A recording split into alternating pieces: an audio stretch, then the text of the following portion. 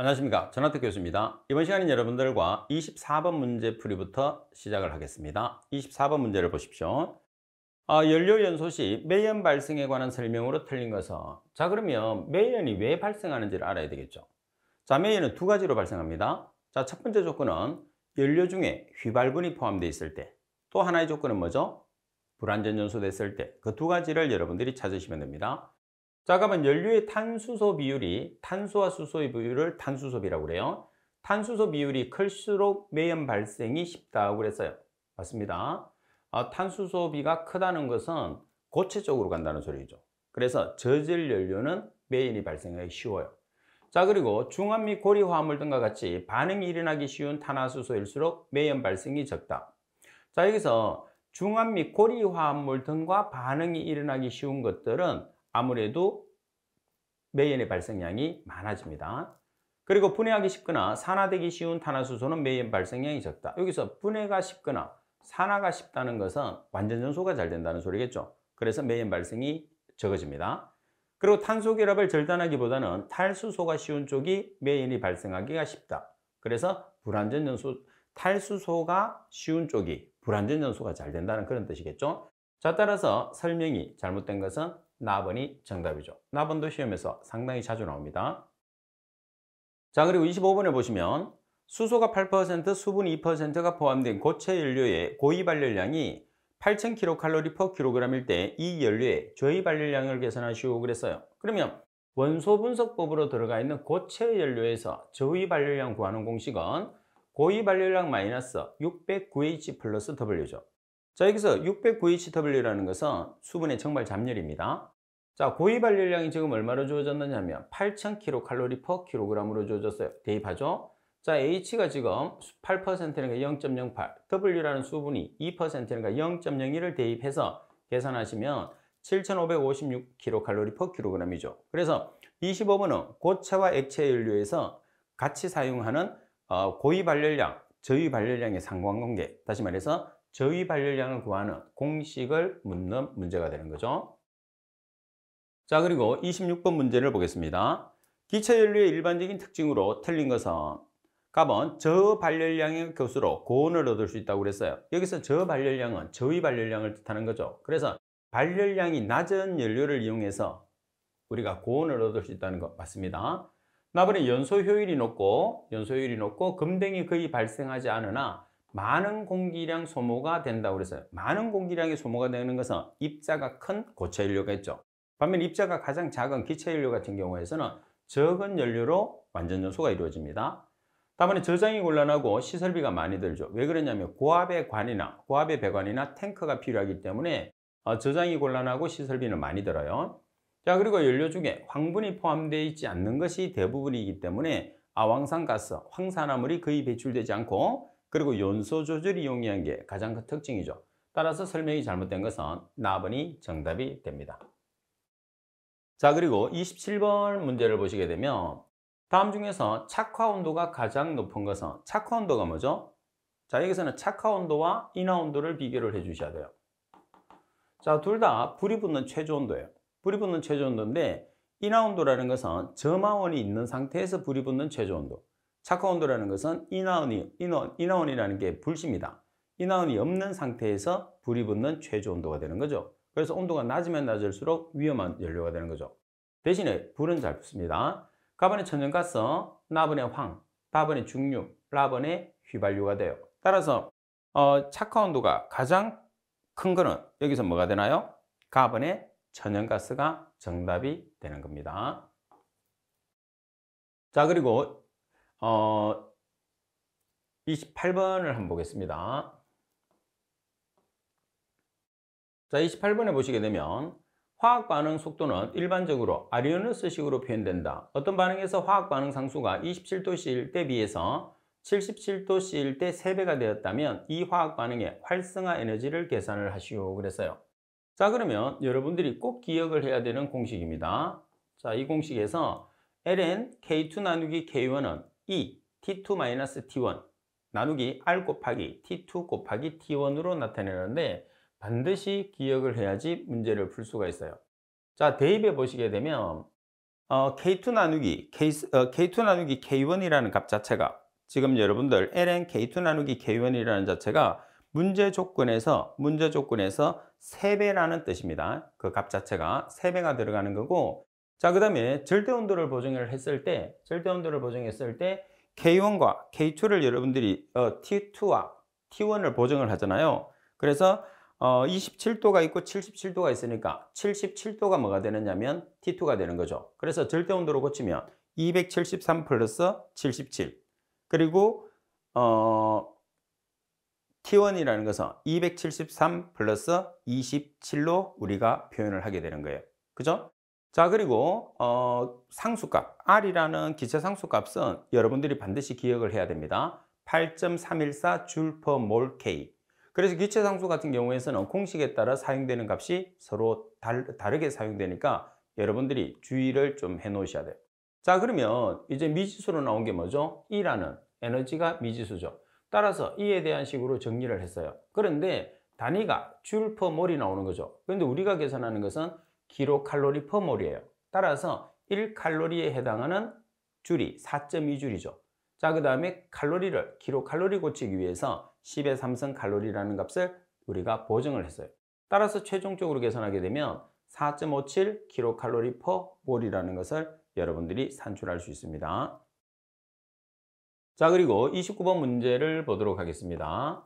다음 중에서 연소와 관련된 설명으로 가장 적합한 것을 찾으시오 그랬어요. 공연비라는 것은 공기와 연료의 비를 공연비라고 하죠. 공연비는 예혼합 연소에 있어서 공기와 연료의 질량비다. 답은 등가비가 1보다 큰 경우에 공기가 과잉, 등가비가 1보다 크다는 것은 뭐가 과잉으로 들어가는 거죠? 공기가 아니고 연료가 과잉으로 들어가는 거예요. 그리고 등가비와 공기비는 상호 비례 관계가 아니고 반비례 관계가 있는 거죠. 따라서 공기비 M의 역수를 등가비라고 우리가 표현을 합니다. 그리고 최대 탄산가스량은 실제 근연소 가스량을 기준으로 최대 탄산가스의 용적 백분율을 표현한 거다, 이렇게 표현하는데, 여기서 실제 근연소 가스가 아니고 뭐죠? 이론 근연소 가스량을 기준으로 해서 우리가 CO2 max를 계산하는 과정이 되죠. 따라서 바르게 설명된 것은 답은 하나입니다.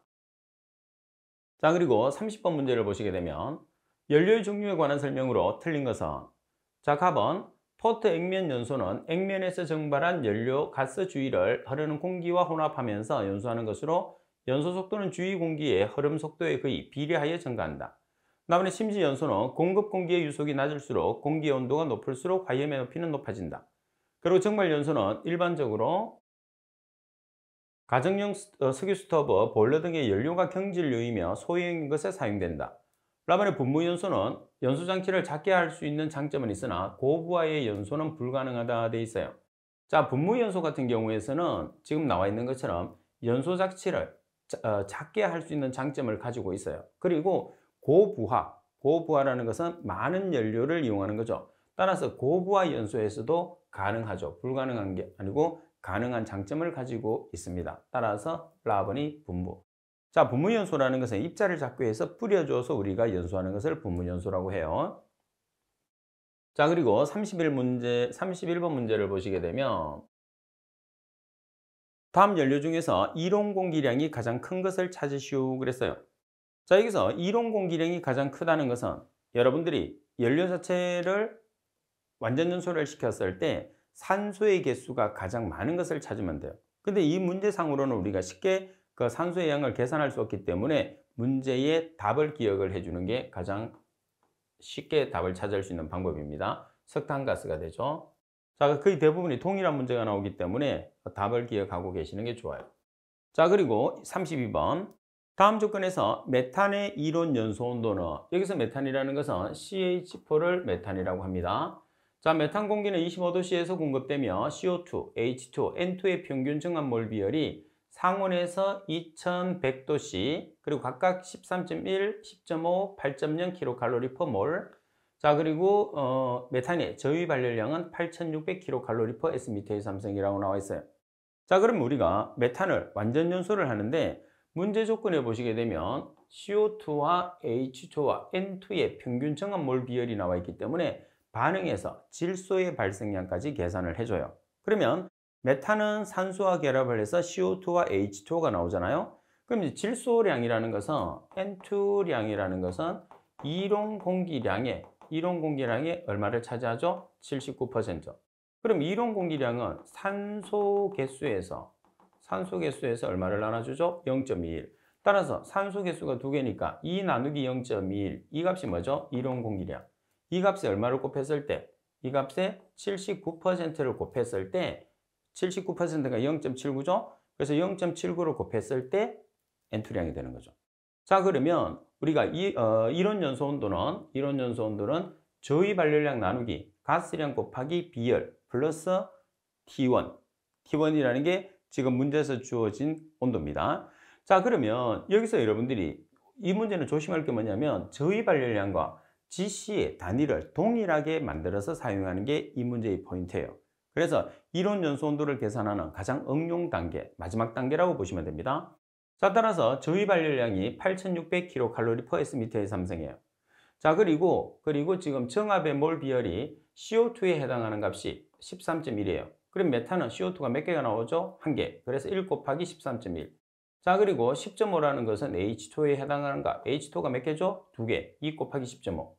자, 그리고 8.0이라는 것은 질소에 해당하는 값. 질소의 개수가 2 나누기 0.1 곱하기 0.79잖아요. 8.0. 단위가 kcal/kmol 도시예요. 이 단위를 저위 발열량의 단위와 동일한 단위로 만들어요. kcal/sm의 삼성으로. 그럼 여기서 kcal/sm의 삼성이 나와야 되니까 kmol을 없애고 sm의 삼성을 만들어주면 돼요. 그러면 CO2나 H2O나 N2는 기체죠. 기체 1kmol에 해당하는 체적의 값이 얼마인가요? 22.4sm의 삼성. 그래서 여기에서 1kmol에 해당하는 최적 22.4sm의 삼성을 나눠주면 kmol 없어지고 분자 부모의 단위가 동일하게 되는 거죠.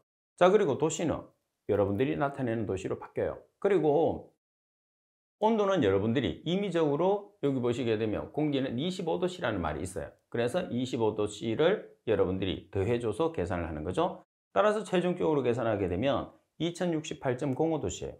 그러면 자, 정답은 나번이 되는데 이 문제는 말씀드린 것처럼 가장 기본이 되는 우리가 이론 연소 온도라는 것은 이 공식에 대입해서 문제를 푸는 게 대부분인데 지금 이론 연소 온도를 계산하는 문제 중에서 가장 응용이 많이 된 마지막 단계의 문제이기 때문에 제가 설명드렸던 내용을 기준을 해서 문제를 잘 살펴봐야 돼요. 그래서 기사 같은 경우에서는 이런 문제들이 여러분들 시험에서 출제가 자주 될 수 있습니다. 그리고 가끔씩은 실기로도 출제가 될 수 있으니까 여러분들이 더욱더 신경을 써주셔야 되는 문제입니다. 자, 그리고 여러분들 33번 문제를 보도록 할게요. 다음 중에서 저온부식의 원인과 대책에 관한 설명으로 틀린 것은 저온부식의 원인입니다. 특히 이제 저온부식 같은 경우에서는 노즐 온도 이하라고 해서 150도 이하로 내려갔을 때 주로 발생을 하는 거죠. 연소가스 온도를 우리가 산노점 온도보다 높게 유지한다고 그랬어요. 높게 유지하게 되면 저온부식이 일어나지 않죠. 그래서 말씀드린 것처럼 산노점 온도가 150도예요. 그래서 150도 이하로 내려가면 저온부식이 일어나고 150도 이상이 되면 저온부식이 거의 발생하지 않습니다. 그리고 예열 공기를 사용하거나 보온 시공을 합니다. 온도를 높여서 공기를 데워주는 거죠. 그 다음 보온 시공. 그리고 저온부식이 일어날 수 있는 금속 표면은 피복을 합니다. 자, 그리고 250도 이상의 전열면에 응축하는 황산, 질산 등에 의해서 발생됩니다. 그러면 황산이나 질산, 주로 이제 황산이 되는데 이런 황산이나 질산이 많이 만들어지려고 하면 노점 온도 이하, 다시 말해서 150도씨 이하가 됐을 때 황산이 주로 많이 만들어져요. 그래서 그 황산에 의해서 일어나는 부식을 저온부식이라고 하는 거죠. 따라서 라번이 정답이 됩니다. 자, 그리고 34번 문제를 보시게 되면 탄소, 수소의 중량 조성이 각각 86%, 14%인 액체 연료를 매시 30kg 연소한 경우에 배기가스의 분석치가 CO2가 12.5%, O2가 3.5%, N2가 84%라면 매시간 필요한 공기량을 계산하시오 그랬어요. 자, 그러면 여러분들이 공기량을 계산을 했을 때 CO2와 O2와 N2%가 나와 있을 때 일단 공기비를 구할 수 있는 조건이 되거든요. 자, 그럼 공기비는 N2% 나누기 N2% 마이너스 3.76 곱하기 O2% 마이너스 0.5 CO 예요. 근데 일산화탄소는 없기 때문에 이 값은 여러분들이 생략을 하는 거죠. 따라서 N2 자리에 84%, O2 자리에 3.5%를 대입해서 계산하면 공기비가 1.1858이 나왔어요. 그러면 우리가 계산하는 것은 실제 공기량, 매 시간 필요한 공기량이라는 것은 실제 공기량이거든요. 실제 공기량이라는 것은 이론 공기량 곱하기 공기비 곱하기 연료 사용량을 이용을 해요. 그래서 공기비를 계산했으니까 이론 공기량을 계산합니다. 자, 이론 공기량 공식은 꼭 기억을 해야 돼요. 8.89C 플러스 26.67 H-8분의 5 플러스 3.33S 단위는 S미터의 삼성 kg이에요. 그러면 탄소 자리에 탄소가 지금 86%니까 0.86 H 자리에 14%니까 0.14 산소 없으니까 생략, S 없으니까 생략. 그래서 이론 공기량은 11.3792 S미터의 삼성 kg이 나온 거죠.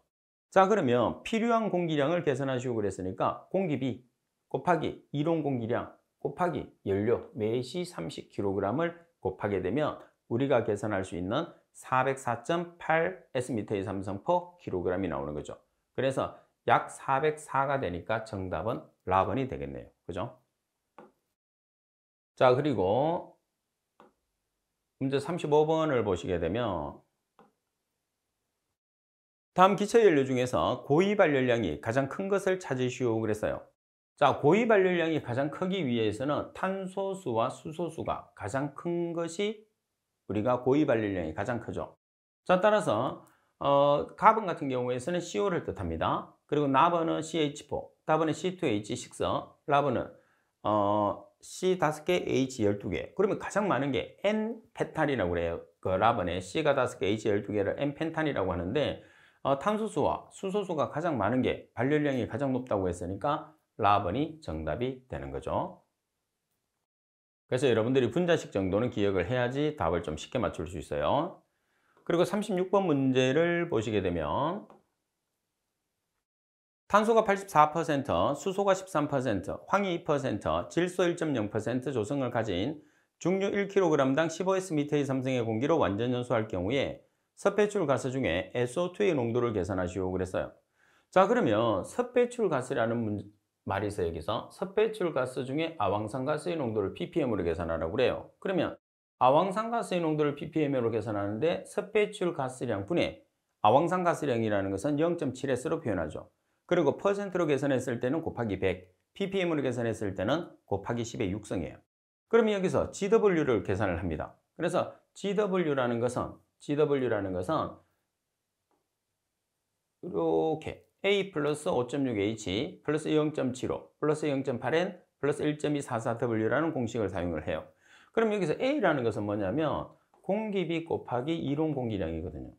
그런데 왜 앞에서 문제처럼 공기비와 이론 공기량을 계산하지 않느냐? 지금 여러분들 문제 조건에 보면 중류 1kg당 15S미터의 삼성의 공기로 완전 연소할 경우 이렇게 단서가 나와 있잖아요. 이 값이 뭐가 되느냐 하면 실제 공기량이 되는 거예요. 그래서 실제 공기량이 주어졌으니까 MA0 대신에 실제 공기량을 사용한 거죠. 자, 대입하면 15S미터의 삼성 kg 플러스 H 함량이 13%니까 H 자리에 0.13. 자, 그리고 산소 없으니까 생략. 그리고 질소 없으니까 생략. W 없으니까 생략.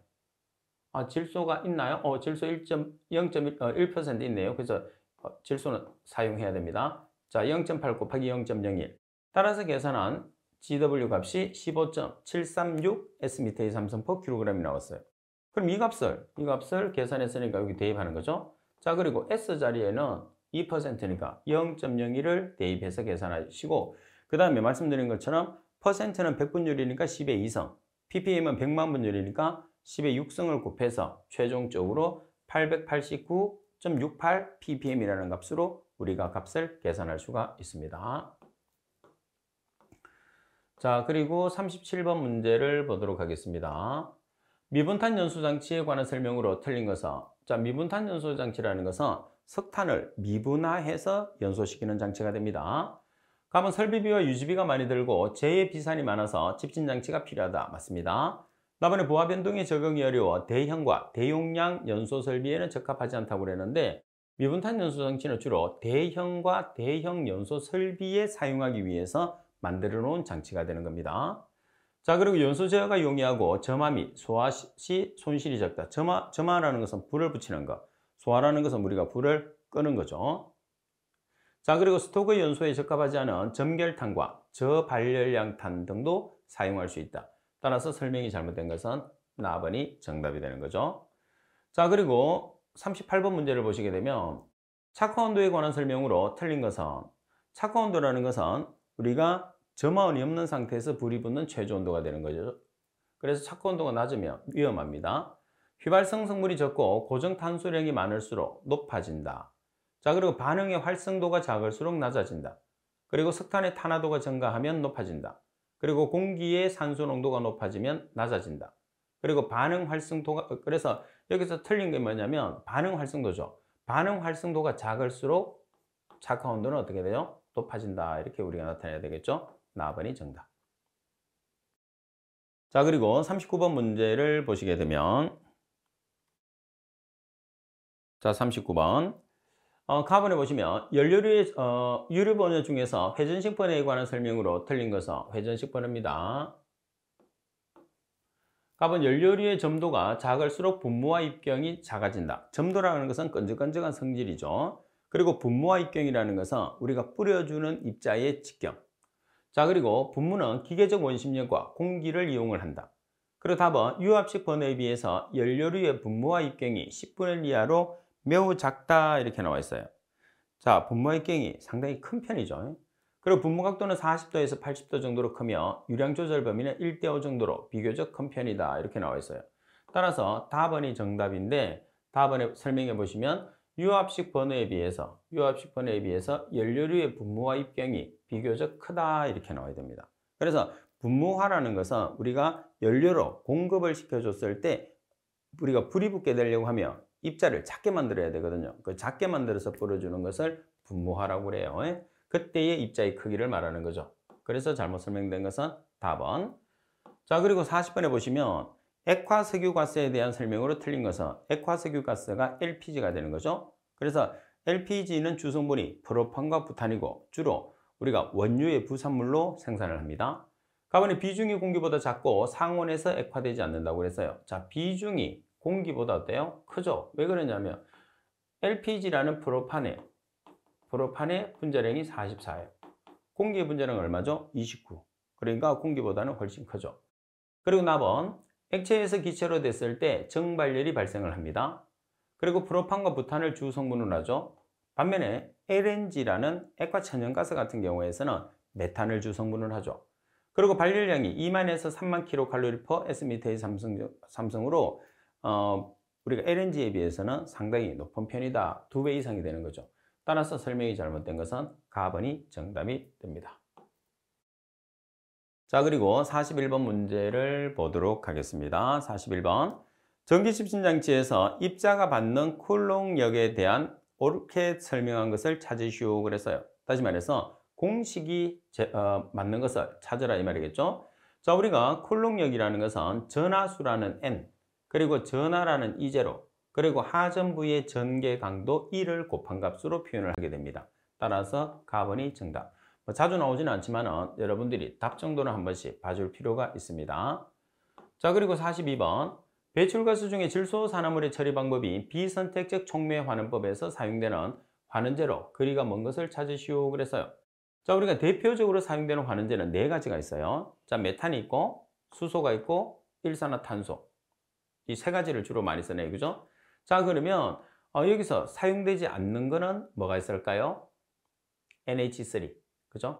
자, 여기서 NH3는 왜 사용을 여기서 안 하느냐면 NH3는 비선택적 촉매 환원법이 아니고 선택적 촉매 환원법에서 사용하기 때문입니다. 그래서 구별을 좀 해 주셔야 돼요. 자, 그리고 43번 문제를 보시게 되면 자, 물을 가압 공급해서 가압이라는 것은 압력을 이용을 하는 거죠. 함진가스를 세정하는 형식의 가압수식 스크래버가 아닌 것을 찾으시오 그랬어요. 그래서 압력을 이용해서 공급하는 방법이 아닌 것을 찾아라 그런 뜻이겠죠. 자, 답은 벤츄리 스크래버, 답은 임펄서 스크래버, 답은 스프레이 타워, 답은 제트 스크래버가 있어요. 답안에 보시면 임펄서 스크래버 같은 경우에서는 팬을 이용하는 회전식 세정 집신 장치에 해당하기 때문에 가압수식이 아닙니다. 따라서 나번이 정답. 자, 여러분들 팁에 보시게 되면 유수식,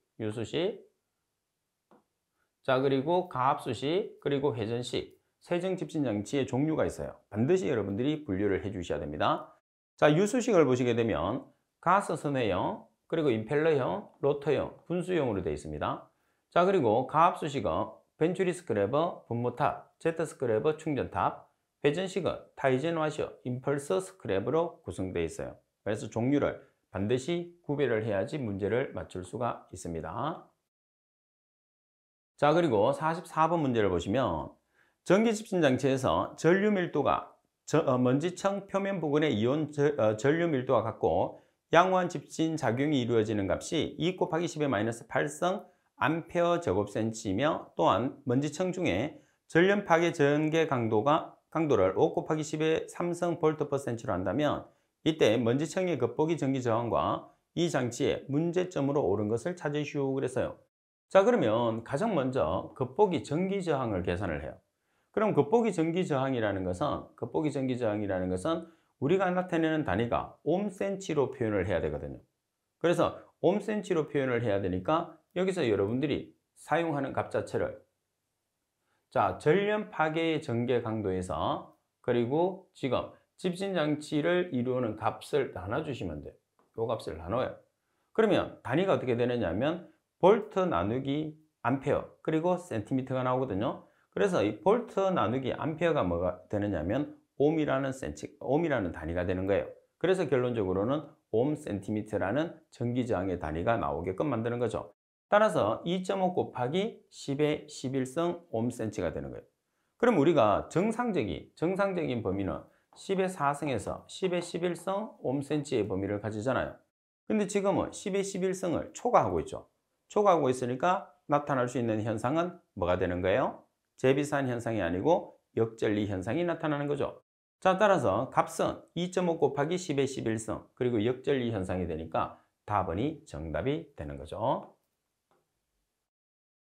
자, 그리고 45번 문제를 보시게 되면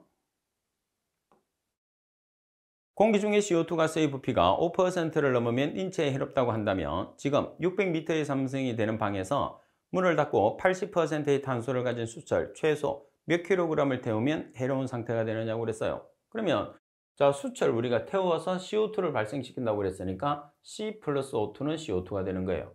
그러면 탄소의 원자량과 분자량은 12kg, CO2는 최적으로 자, 우리가 기체는 모든 물질의 최적이 아보가드로 수에 의해서 22.4로 정해져 있어요. 따라서 22.4Sm의 삼성입니다. 자, 그리고 지금 우리가 수치 얼마인지를 모르죠. 그래서 Xkg이라는 수치였어요. 근데 여기에 몇 퍼센트의 탄소를 함유하고 있느냐면 80%의 탄소가 함유되어 있어요. 자, 이거일 때, 자, 지금 최적이 얼마냐면 600m의 삼성이에요. 이 중에서 5%, 다시 말해서 CO2의 5%를 넘어가면 인체에 해롭다고 했어요. 그죠? 그래서 600m의 삼성 중에 5%를 곱하면 그 값이 뭐가 되는 거예요? CO2의 값이 되는 거예요. 따라서 5%는 0.0으로 곱해서 대각선으로 곱해서 X가 있는 항으로 나눠주면 X는 20kg 정도의 수치 발생하는 거죠. 자, 따라서 라번이 정답. 자, 그리고 46번 문제를 보겠습니다. 중력 집진 장치의 집진율의 향상 조건에 관한 설명으로 틀린 것은 중력식 집진기는 전처리 장치입니다. 자, 답은 침강실 내의 처리가스 속도가 작을수록 밀입자가 채취된다. 밀입자가 채취된다는 것은 우리가 효율이 증가한다는 소리겠죠.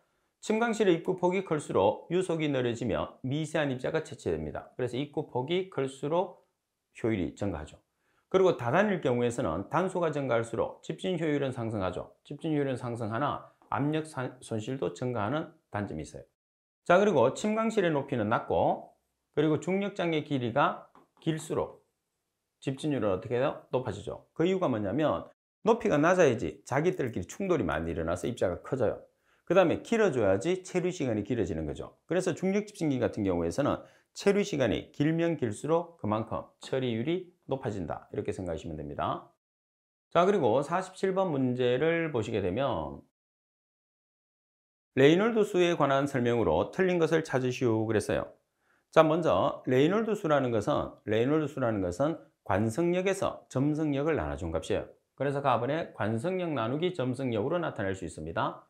자, 그리고 단위가 없기 때문에 무차원수라고 그러죠.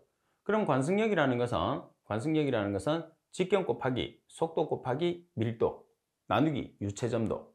자, 그리고 점성계수 나누기 밀도로 나타낼 수 있다고 그러는데, 점성계수의 밀도를 나누는 거는 뭐를 이야기하는 거죠? 풀이도 나와 있는 것처럼 동점성 계수를 이야기하는 거죠. 그래서 여러분들이 지금 이 값을 이용을 해서 우리가 자, 레이놀드 수를 계산을 하게 되면, 자, 지금 요 식이 이렇게 되거든요. 근데 요 식을 정리를 하게 되면 이렇게 계산을 할 수 있죠. 그래서 레놀드 수는 점성 계수가 있느냐 아니면 동점성 계수가 있느냐에 따라서 두 가지로 나타내게 되는 거죠.